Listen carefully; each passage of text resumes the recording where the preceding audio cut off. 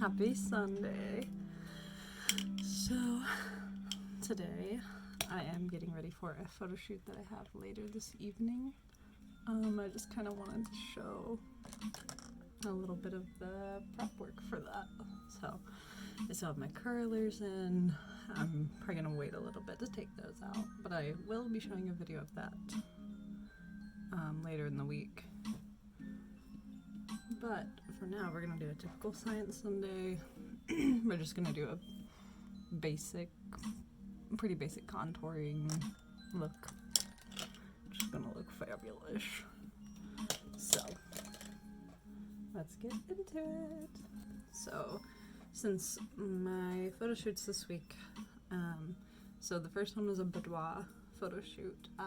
They were looking for advertising models for their company, so I get to do that. And then this one is for a friend that makes amazing lingerie. You should really check her out. Press to Impress is what her stuff is called. She takes clear PVC and makes like harnesses and other play, like cuffs and collars and stuff. And she presses flowers and puts it into it, and it's just gorgeous and stunning, and I'm very excited.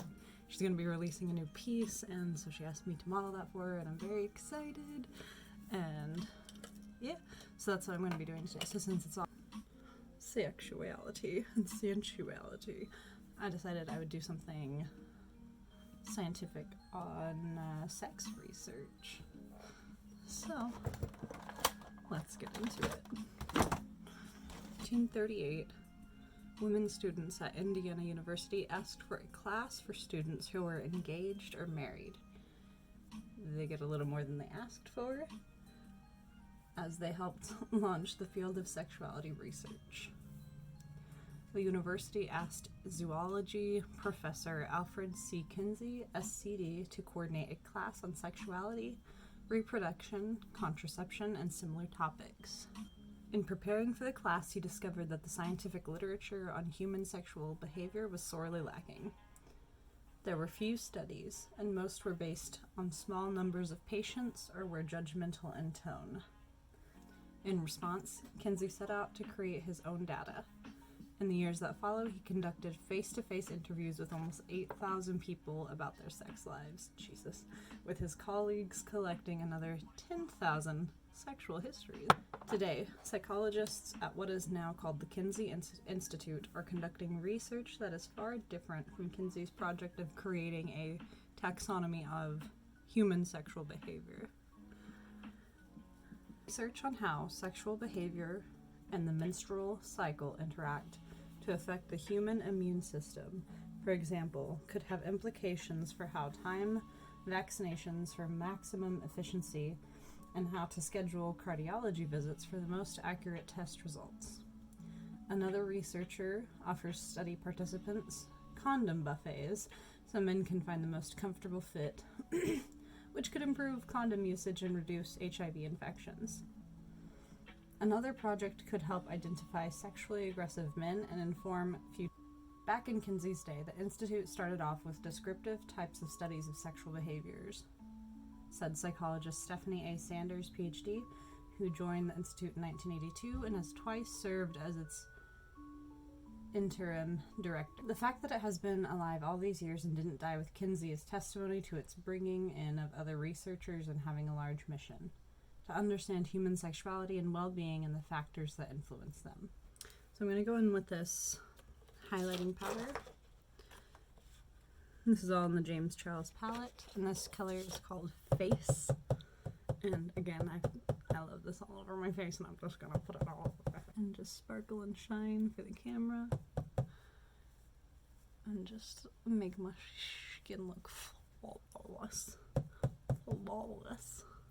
Now I'm going to go in with 10% off is what this one's called. It's kind of a nice red-brown tone. I'm just going to get that blended pretty well and define my cheek. I'm going to go in with it up in here too.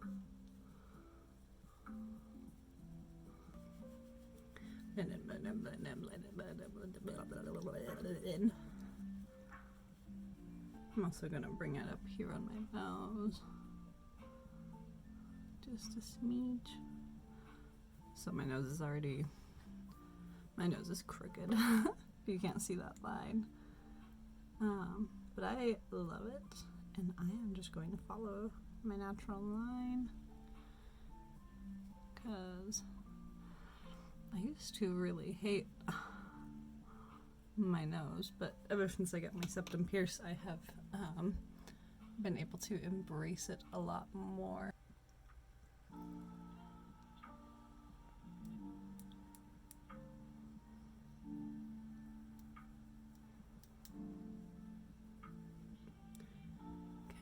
Go back in with face and just kind of touch up that highlight, make it more defined. The Kinsey Institute is unique, said Sanders. While there are psychologists who run sex research labs and even loose affiliations of sex researchers based at universities, I don't think there are really other institutes like this one that have active scientific research programs and also maintain collections of books, art, and artifacts for scholarly use.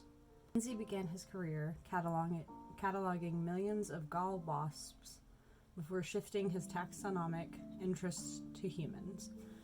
In 1947, he established what was then called the Institute for Sex Research, a nonprofit organization closely affiliated with Indiana University in Bloomington.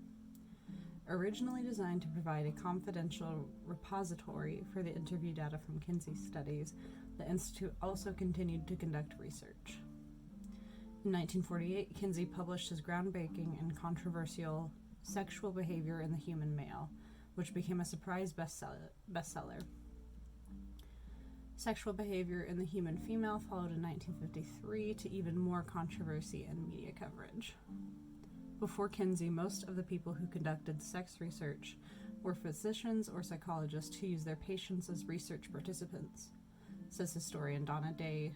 Drucker, PhD, author of the 2014 book, The Classification of Sex, Alfred Kinsey and the Organization of Knowledge. People like Freud, Havelock Ellis, and Richard von Krafft-Ebing would fill books with very long narratives of people's sexual history, which were fascinating but gave no sense of how many people might feel this way. Kinsey's volumes changed that, and while Kinsey's work has been criticized for including prisoners, homosexuals, prostitutes, and anyone else willing to be interviewed, the books also changed the way Americans thought about sex, says Drucker. The volume on male behavior, for example, estimated that approximately half of American men had extramarital sex and that 37% had same-sex experience leading to orgasm. Kinsey's research also gave birth to the idea that 10% of the male population is primarily homosexual. Although that finding has never been replicated by other researchers and other studies have found a much lower percentage, the figure has taken a life of its own. That statistic took hold in American society, says Drucker, explaining that the burgeoning gay, lesbian, bisexual movement used the idea to fight for civil rights. From a historical perspective, it matters less that he was empirically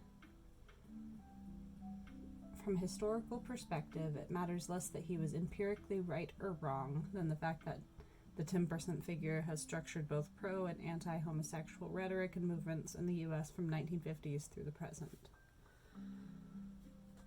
The volume on female behavior was equally groundbreaking, says Drucker. In it, Kinsey debunked the idea of the vaginal orgasm, a finding later confirmed by sex researchers Virginia Johnson and William Masters, MD.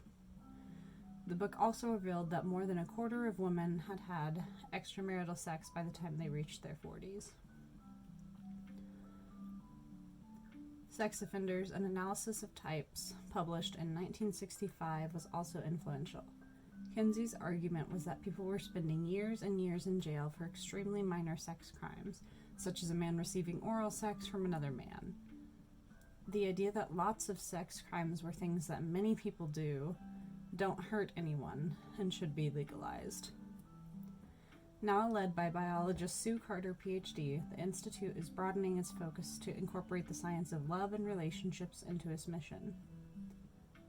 In addition to maintaining the research archives, which include materials from every continent, as well as the Alfred Kinsey and Masters and Johnson archives. The Institute conducts research, trains researchers, and shares information with the public via a sex information site called Kinsey Confidential. Indiana University pays most of the Institute's salary expenses, with other support coming from grants, gifts, and other sources. So let's go in with ring light around the crease and just kind of bring it all over my eye. Just to get her started off right. So for the boudoir photo shoot, I did pinks and browns, just to kind of keep it natural. And I also had a lot of pinks in my clothes. So for this one, she really wanted me to have my green hair, and since it's dealing with flowers, I kind of want to do a green in the crease and be a little more interesting. So for the crease, I'm going to go in with guac and see kind of how I like that.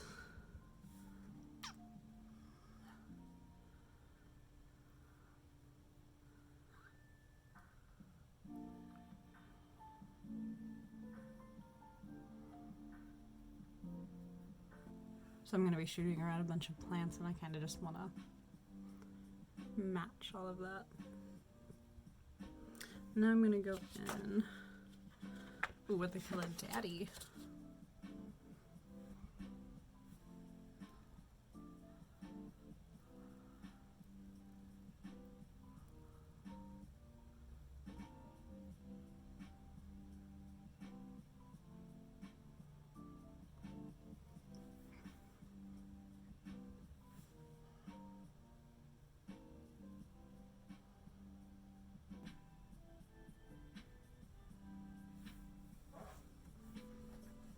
That matches pretty solidly. I'm gonna go in a little bit with this Social Blade. And it's kind of a lime green color.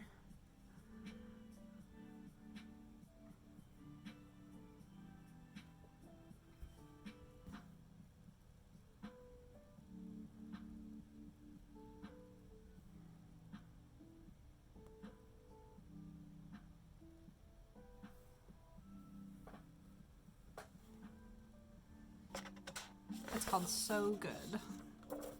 It's just kind of a shimmery gold. I just kind of want to add a little to this look, up in here at least.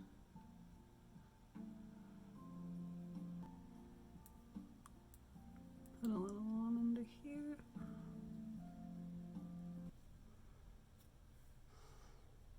Psychologists have played a key role since the Institute's early days.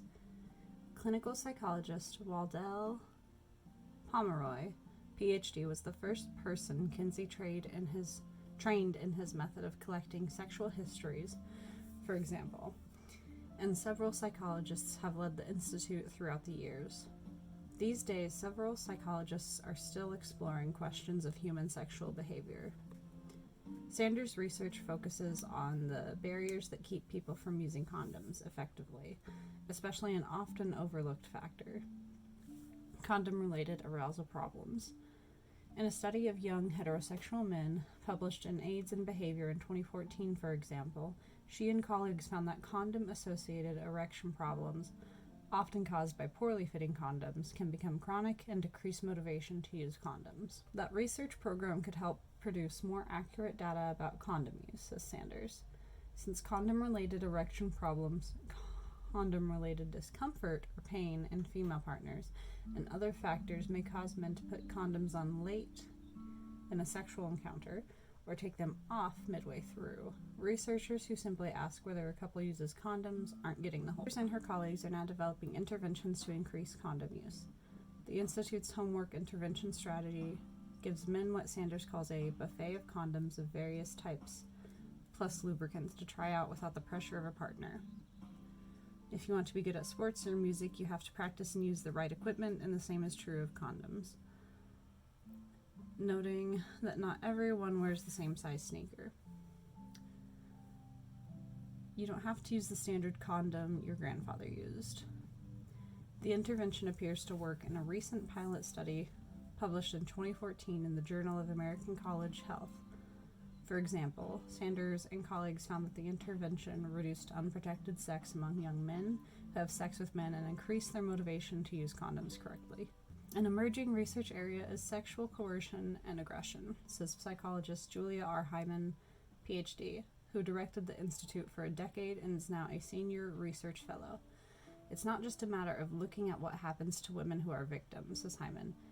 In a project led by former Kinsey Institute postdoc Zoe D. Peterson, PhD, is now an associate professor of psychological sciences at the University of Missouri, St. Louis. Hyman is examining the other side of the equation. What makes men more likely to be sexually aggressive? In a study published last year in Aggressive Behavior, Hyman and colleagues exposed both non-incarcerated sexually aggressive men and non-aggressive men to videos with neutral, positive, and negative imagery. It was a documentary about oceans. The negative videos were either an anxiety-inducing clip from The Silence of the Lambs or a sadness-inducing clip from Sophie's Choice, and the positive video was a positive effect-inducing clip from The Natural. The researchers then assessed the men's physiological reactions. What we found is that sexually aggressive men demonstrated lower overall cortisol levels and lower electrodermal reactivity to the emotional stimuli we were showing them. This hyperreactivity has been commonly found to be associated with psychopathic traits. Across a variety of studies, psychopathy and associated behavioral features such as antisocial behaviors and conduct problems have been shown to be associated with physiological underreactivity. This is the first study to our knowledge to demonstrate that sexually aggressive community men demonstrate a physiological pattern consistent with psychopathy. That finding is especially noteworthy, says the researchers, because most of the study participants had engaged only in relatively minor legal forms of sexual aggression, including manipulation and verbal pressure. These physiological signs, combined with other specific measures of sexual and interpersonal reactivity, could eventually help clinicians identify and intervene with boys and men at risk of being sexually aggressive, say the researchers. I'm just going to go in with some eyeliner.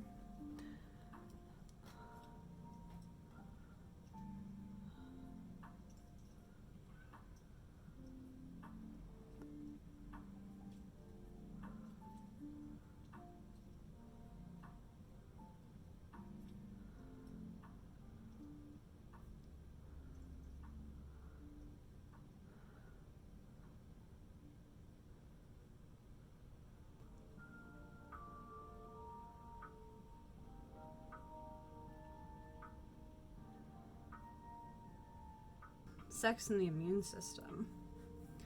Psychologist Tierney Lorenz, PhD, a postdoctoral fellow at the Institute, focuses on sexual activity's impact on immune system functioning. In a 2014 article published in the Journal of Sexual Medicine, for example, Lorenz and psychologist Sari von Anders, PhD of the University of Michigan, found that higher rates of partnered sexual activity were associated with lowered immunity in women with depression. Now, Lorenz and her colleagues are exploring the interaction of sex, menstrual cycles, and immune functioning in healthy women. Previous work has shown that the body ratchets down the immune response around ovulation. It's thought that this represents the body's attempt to balance the demands of protecting you against disease versus reproduction, says Lorenz, explaining that a highly activated immune system can interfere with conception. You don't want the immune system to attack sperm, even if it's technically invading you from another body. Makes some sense.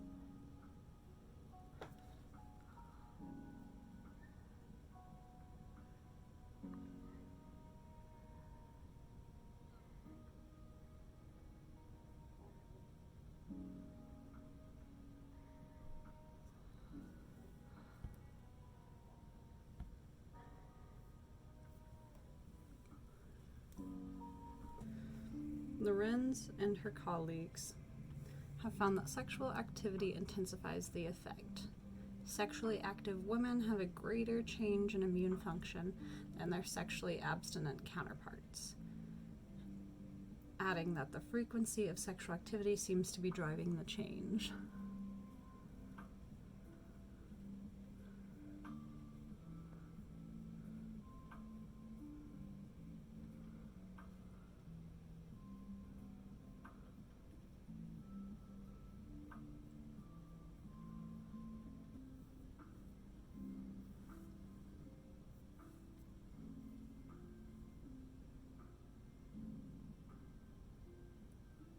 It's hard to tell sometimes if they match.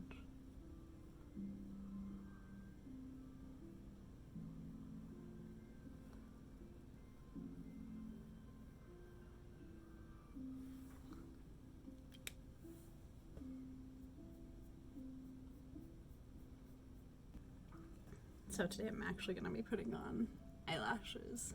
So this will be my second time ever doing it. So I got some practice the other day. So this will be fun for you guys to watch, I'm sure.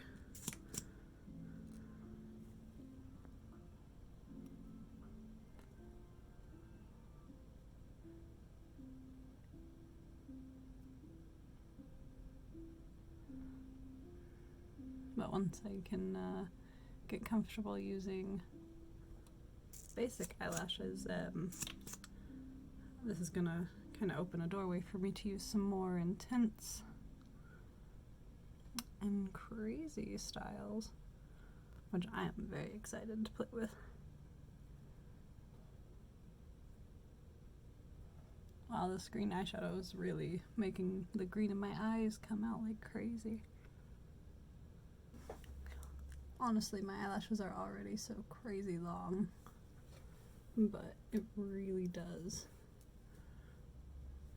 amplify the effect. Oh, another thing I want to do with my brow pencil is I have a couple of beauty marks here and like here, and I just want to intensify those.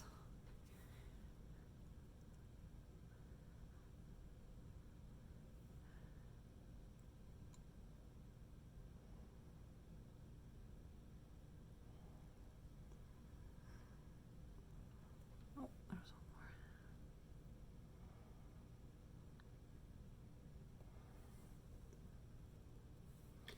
There we go. The findings that Lorenz has made, they have implications for other aspects of health. While the changes are beneficial from an evolutionary standpoint, they may also create a window of opportunity for sexually transmitted infections. The findings could also help clinicians find the best time to administer vaccines. If you have temporarily depressed antibody production, you won't have a strong vaccine response. Plus, suppression of C-reactive protein, a biomarker that physicians use to predict a patient's risk of developing heart disease, could throw off cardiology diagnoses. If you have the same woman coming to a doctor's appointment at 2 different points in her cycle, the doctor might give her a very different story, says Lorenz. If she's sexually active, it will vary even more. Kinsey's researchers' work extends beyond the purely sexual. Psychologist Amanda Gesselman, PhD, for example, focuses on couples and would. As a postdoctoral fellow at the Institute, she helps analyze the data from Kinsey's annual Match.com funded Singles in America survey, the most comprehensive annual survey of the attitudes and behaviors of single Americans. Data from the 2015 survey of almost 6,000 singles are still being analyzed, but some intriguing findings have already emerged.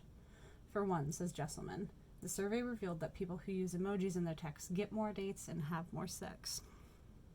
So use those emojis, y'all, if you have to bite. Using this new form of nonverbal communication to give their messages more personality, express their feelings, and communicate more quickly and easily than writing a full-fledged message, the survey found. and using technology to express thoughts and emotions was associated with certain face-to-face dating behaviors. 52% of emoji users in the study had at least one first date in 2014, compared with just 27% who never used them. Users were also more sexually active, with 54% reporting sexual activity in 2014 compared with 31% of singles who don't use emojis. That is insane. The disparity was even greater for younger singles.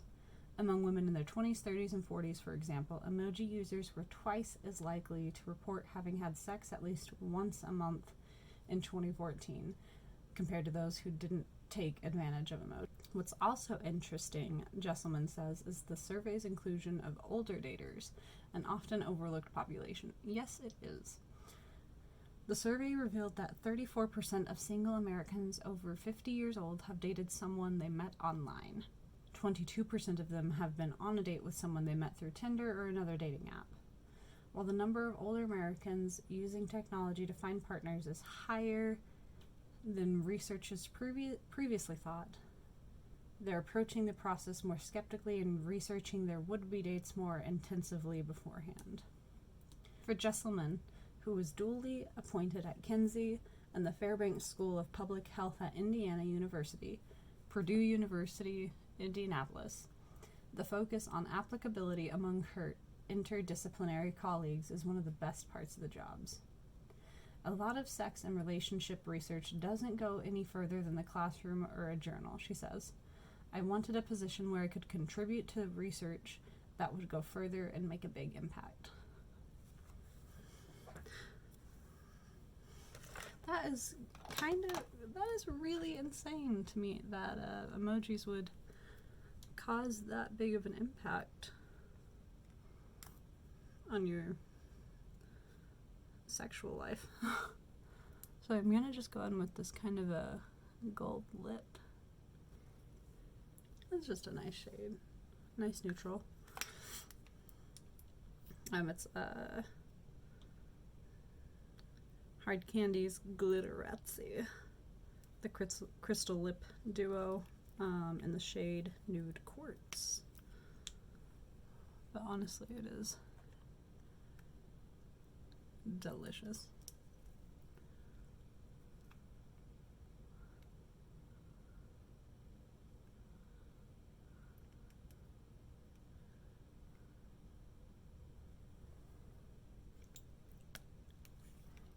Now it's time for that final touch. The eyelashes. That I used the other day. And I'm just gonna go in, it's just black glue. And since I've already got on my eyeliner, it should be fairly easy to just pop that sucker on.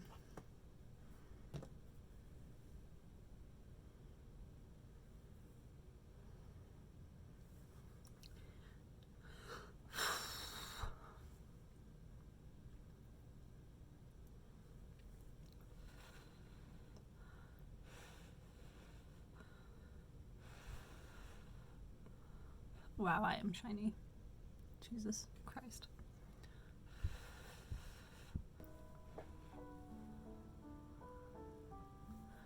Oh, this is scary.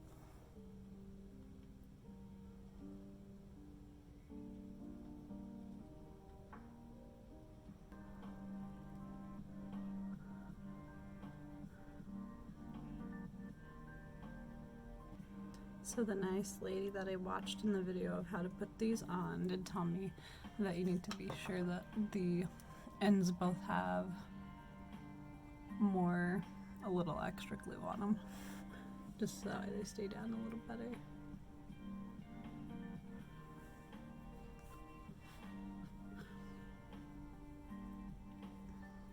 Nails are pretty long, so I kind of just want to see if I can do it with just my nails. Let's try. Oh no, this makes me scared. No, okay, tweezers it is.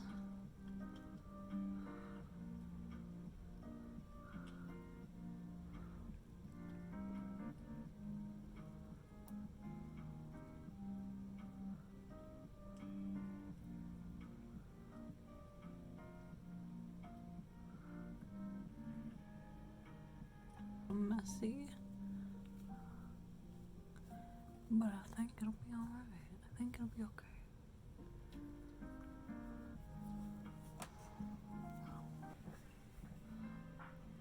Oh, nice.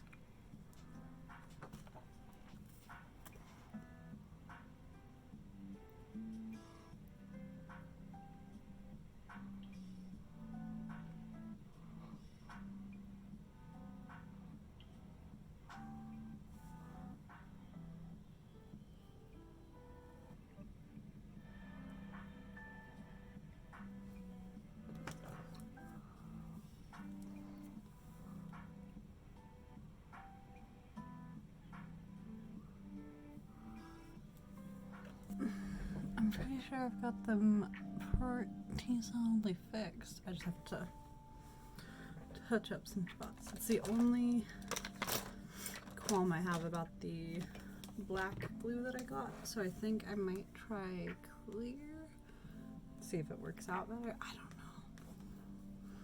I don't know, friends.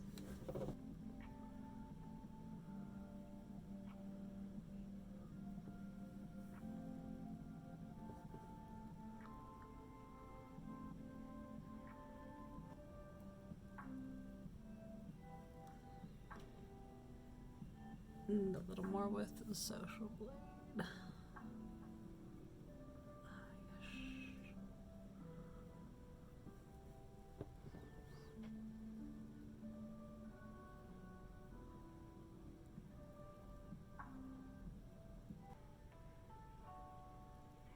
I also want to touch it up under here.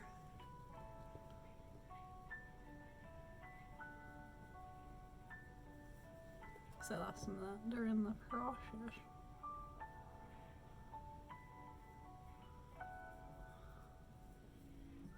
To touch up the liner, make it look nice. Okay.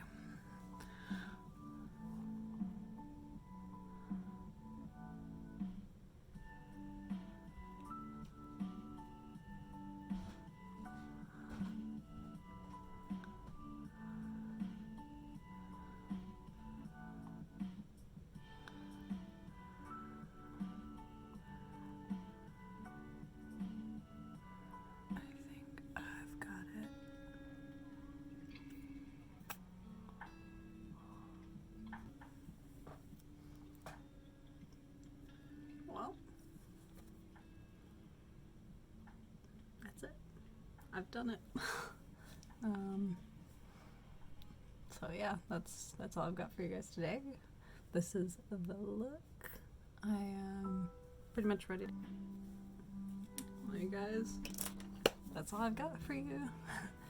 And I'm ready for my close-up, so to speak. I'm ready for my photo shoot. Other than the hair, which I will post another video separate of this Science Sunday, showing you what this all looks like coming down, and how I did it as well, so be looking out for that. Other than that, that concludes the Science Sunday. I'm super excited. I hope you guys are too. Let me know what you think of this look. Let me know what you think I should do next Science Sunday. I've got a lot of new colored liners and white eyeliner and stuff that I'm excited to play with. We've got like some green and blue and pink. So I'm just ready to get in there and play. But yeah, let me know what you think. Let me know if you have any ideas or topic ideas. And I will see you guys next week. Bye.